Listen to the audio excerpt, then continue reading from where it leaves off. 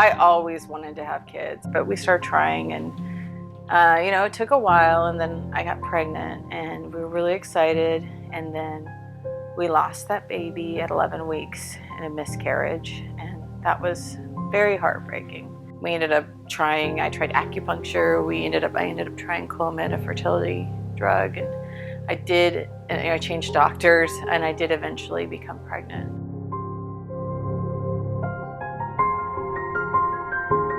And she just looked at us and said, I'm probably gonna have to deliver this baby in the next 24 to 48 hours. It was very sudden and very scary. We weren't ready for Greg to be with us that early. I remember just hugging him and just sobbing because I didn't know what was gonna happen.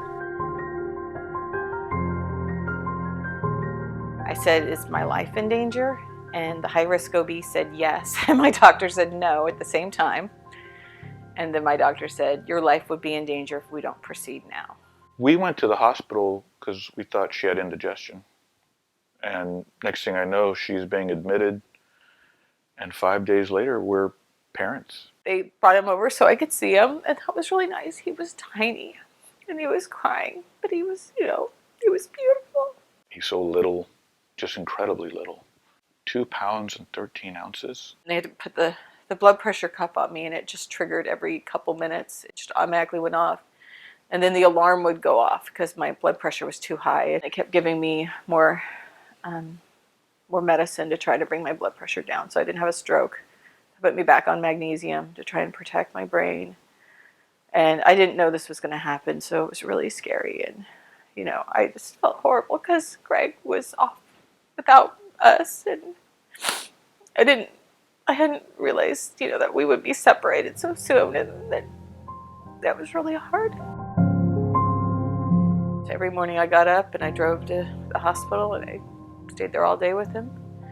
And Joel came as soon as he got off work, and we were there together all night with him, and we would get home most nights between 11:30 and 12:30 at night, and then we would go to bed, and we'd get up the next morning, and we would do it all again. The nurses there are wonderful people, and they talk to us a lot about the toll that the NICU takes on families. It was hard to know then that it was all going to be okay.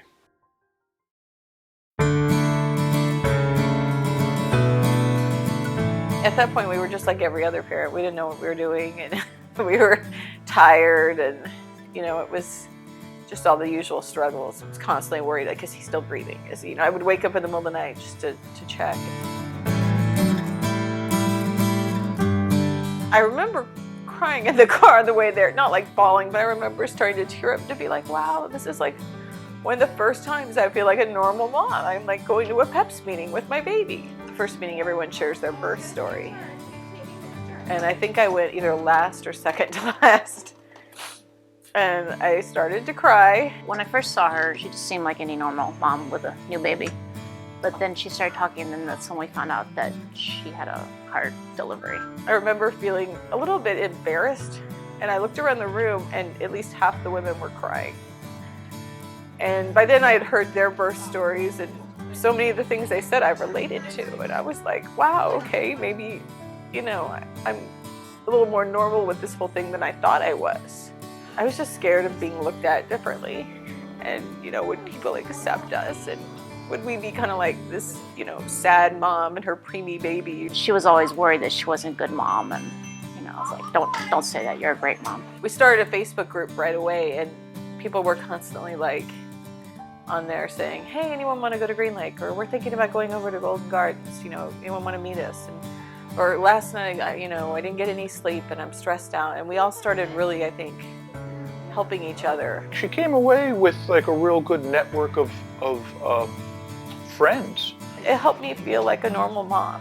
It helped me feel like I wasn't just somebody who had been through this awful, experience.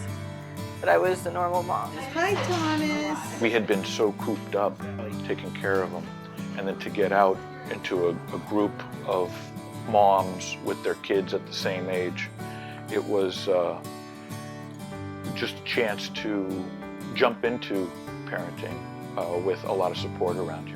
One of the best things about PEPS is they pair you with moms in your area, And that makes such a difference when you have a newborn. It's hard to get out of the house, and it makes such a difference to have people close by that you can meet up with for a walk. I didn't know I was carrying around some of that hurt and trauma from my experience in the hospital.